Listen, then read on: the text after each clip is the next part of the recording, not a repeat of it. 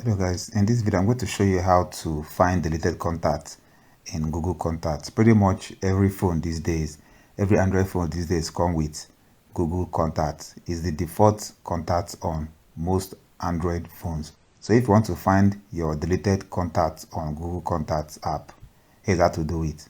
Open your Contacts app, click on Organize at the bottom right corner. Now click on Bin.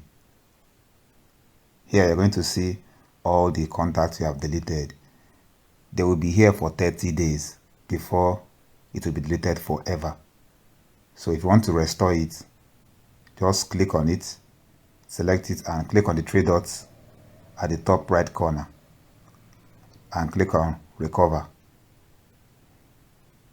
Or you can delete it if you wish. So that's how you find your deleted contacts. That's all for this video. See you guys in the next one.